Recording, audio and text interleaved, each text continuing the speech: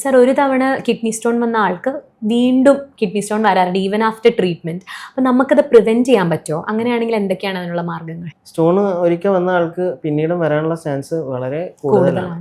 Classical teaching പറയുന്നത് next 10 yearsൽ ഒരു 50% ആൾക്കാർക്കും ഈ അസുഖം വീണ്ടും വരാനുള്ള സാധ്യതയുണ്ടെന്ന്. പക്ഷെ കുറച്ച് ഓൾഡ് ഡയറ്റാണ്. അന്ന് ഇത്ര എഫിഷ്യൻറ്റ് ട്രീറ്റ്മെൻറ്റ് ഇല്ലാത്ത സമയത്തും ഇത്ര നല്ല ഇമേജിങ് സ്കാനിങ് ഒന്നും ഇല്ലാത്ത സമയത്തും ഉള്ള ഒരു ഡാറ്റ വെച്ചിട്ടായിരിക്കാം അത് പറയുന്നത്. നിലവിൽ പ്രാക്ടിക്കലി ഇപ്പോൾ അത്ര ഇൻസിഡൻസ് കാണാറില്ല. കൂടുതൽ അവയർനെസ് ഉണ്ടാവാം രോഗികളുടെ ഇടയിൽ. അപ്പോൾ ഇതൊക്കെയാണ് അതിനുള്ള ഒരു ഇൻസിഡൻസ് ഇപ്പോൾ അത്ര ഇല്ല. പക്ഷെ എന്നിരുന്നാലും ഇവരൊക്കെ ശ്രദ്ധിക്കണം. അപ്പോൾ വീണ്ടും സ്റ്റോൺ വരാതിരിക്കാൻ എന്തൊക്കെ ചെയ്യണം എന്ന് ചോദിച്ചു കഴിഞ്ഞാൽ അതിൽ 2 രീതിയിൽ നമുക്ക് കാറ്റഗറൈസ് ചെയ്യാം. ഒന്ന് ഒരു ജനറൽ മെഷേഴ്സ് എല്ലാവരും ചെയ്തിരിക്കേണ്ടത്, പിന്നെ ഒരു സ്പെസിഫിക് ആയിട്ടുള്ള ഇത്. ജനറൽ മെഷേഴ്സ് എന്ന് പറയുമ്പോൾ നമ്മൾ ധാരാളമായിട്ട് വെള്ളം കുടിക്കുക, ഹൈഡ്രേഷൻ, അത് തന്നെയാണ് മെയിൻ ആയിട്ടുള്ള കാര്യങ്ങൾ. പിന്നെ ബാലൻസ്ഡ് ഫുഡ് ഇൻടേക്ക്, അത് ഫുഡിൽ എപ്പോഴും കൂടുതൽ വെജിറ്റബിൾസ് ആൻഡ് ഫ്രൂട്ട്സ് ഇൻക്ലൂഡ് ചെയ്യുക, റെഡ് മീറ്റ് അവോയ്ഡ് ചെയ്യുക, ലൈഫ് സ്റ്റൈൽ എക്സസൈസ് കൂട്ടുക, നമ്മുടെ ആക്ടിവിറ്റീസ് കൂട്ടുക മുതലായിട്ടുള്ള കാര്യങ്ങളാണ് നമ്മൾ ജനറൽ മെഷേഴ്സിൽ. എസ്പെഷ്യലി പിന്നെ ഈ കോള, ഹൈ കാലറി സ്വീറ്റ് ആയിട്ടുള്ള ഡ്രിങ്ക്സ് അങ്ങനത്തെ ഒക്കെ അവോയ്ഡ് ചെയ്യുക. ഓക്സലേറ്റ് കണ്ടെയ്നിങ് ഫുഡ്സ്, അതായത് ഈ നട്ട്സ്, ചോക്ലേറ്റ് അല്ലെങ്കിൽ ചീര പോലത്തെ ഇലക്കറികൾ, ഇങ്ങനത്തെയൊക്കെയാണ് ഓക്സലേറ്റ് റിച്ച് ആയിട്ടുള്ള ഫുഡ്. അപ്പോൾ ഇതൊക്കെ അവോയ്ഡ് ചെയ്യുക എന്നുള്ളതാണ് ജനറലായിട്ട് എല്ലാവരും ചെയ്യേണ്ട മെഷേഴ്സ്. സ്പെസിഫിക് മെഷേഴ്സ് എന്ന് പറയുമ്പോൾ നമ്മളത് സ്റ്റോൺ അനാലിസിസ് എന്ന് പറഞ്ഞിട്ട്, ഇപ്പോൾ നമ്മൾ എടുക്കുന്ന സ്റ്റോൺ സർജറി ചെയ്തോ അല്ലെങ്കിൽ രോഗി നോർമലി പാസ് ചെയ്യുന്ന സ്റ്റോണോ, ഇത് രണ്ടൊക്കെ ടെസ്റ്റ് ചെയ്യാൻ കൊടുക്കുക. സ്റ്റോൺ അനാലിസിസ് എന്ന് പറയും. അപ്പോൾ നമുക്ക് ആ സ്റ്റോണിൻ്റെ കോമ്പോസിഷൻ, എന്ത് തരം സ്റ്റോണാണ് ഇത് എന്ന് ആ ടെസ്റ്റിൽ മനസ്സിലാവും. അതിനെ ബേസ് ചെയ്ത് ഈ രോഗിക്ക് കൂടുതലായിട്ട് കാൽഷ്യം യൂറിനിൽ പോകുന്നുണ്ടെങ്കിലോ, ഹൈപ്പർ കാൽസ്യൂറിയ എന്ന് പറഞ്ഞ കണ്ടീഷൻ, അല്ലെങ്കിൽ ഓക്സലേറ്റ് എന്ന് പറയുന്ന ലവണം കൂടുതലായിട്ട് പോവുക, ഇതൊക്കെയാണ് കോമൺ ആയിട്ട് കണ്ടുവരുന്നത്. അപ്പോൾ ഇങ്ങനത്തെ വല്ല പ്രോബ്ലംസും കാണുകയാണെന്നുണ്ടെങ്കിൽ അതിനെ ട്രീറ്റ് ചെയ്യാനുള്ള പലതരം മെഷേഴ്സ് ഉണ്ട്, അതെടുക്കുക. അതാണ് സ്പെസിഫിക് ആയിട്ടുള്ള മെഷേഴ്സ്.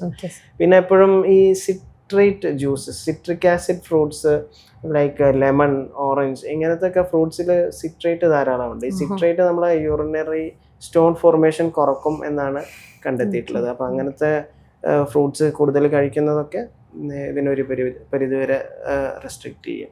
പിന്നെ റെഗുലർ ചെക്കപ്പ്, ഇത് തന്നെയാണ് വീണ്ടും വരാതിരിക്കാനുള്ള മെയിനായിട്ട് ചെയ്യേണ്ടത്. സർ, അതുപോലെ തന്നെ ഇപ്പം ഈ കാലത്ത് കുട്ടികളെന്ന് പറഞ്ഞു കഴിഞ്ഞാൽ സോഡ, കൊക്കക്കോള, പെപ്സി, 7up, ഇങ്ങനെ ഒരുപാട് കാര്യങ്ങളുണ്ട്. ഇതൊക്കെ ഒരുപാട് കുടിക്കുന്നുണ്ട്. അപ്പൊ ഇത് ഈ യൂറിനറി ട്രാക്ട് അല്ലെങ്കിൽ ജെനൈറ്റൽ ട്രാക്ട് ഒക്കെ എന്തെങ്കിലും പ്രശ്നങ്ങൾക്ക് കാരണമാവുന്നുണ്ടോ?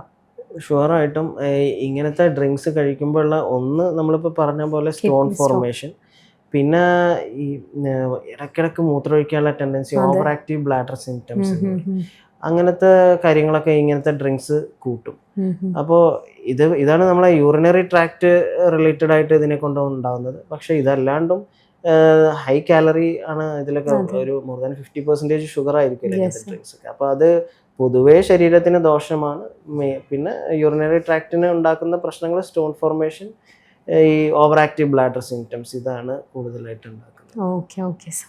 ബ്രസ്റ്റ് ക്യാൻസർ ഒക്കെ പ്രിവെന്റ് ചെയ്യാൻ വേണ്ടിയിട്ട് ബ്രസ്റ്റ് സെൽഫ് എക്സാമിനേഷൻ എന്ന് പറഞ്ഞൊരു സംഭവമൊക്കെ നമ്മൾക്കിപ്പോൾ ഫേമസ് ആയിരുന്നു.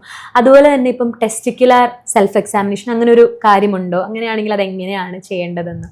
നിർബന്ധമായിട്ടും അത് ടെസ്റ്റിക്കുലർ സെൽഫ് എക്സാമിനേഷൻ ഒരു നമ്മൾ ഏർലി ക്യാൻസർ ഡിറ്റക്ഷനിൽ ഒരു നല്ല മൊഡാലിറ്റിയാണ്. ടെസ്റ്റിസ് ഈസിലി പാൽപ്പബിൾ ആയിട്ടുള്ള ഓർഗനാണ്. നമുക്ക് അത് തൊട്ട് നോക്കി അതിലെന്തെങ്കിലും അബ്നോർമാലിറ്റീസ് ഉണ്ടോയെന്ന് രോഗിക്ക് തന്നെ കണ്ടെത്താൻ പറ്റുന്ന കാര്യങ്ങളാണ്. ഇത് ചെയ്യേണ്ട ആൾക്കാർ എന്ന് പറഞ്ഞു കഴിഞ്ഞാൽ ഒരു പ്യൂബർട്ടൽ ഏജ്, ഒരു അഡോളസൻസ് കഴിഞ്ഞിട്ടുള്ള ആൾക്കാർ ഇത് ചെയ്ത് നോക്കുന്നത് നല്ലതായിരിക്കും.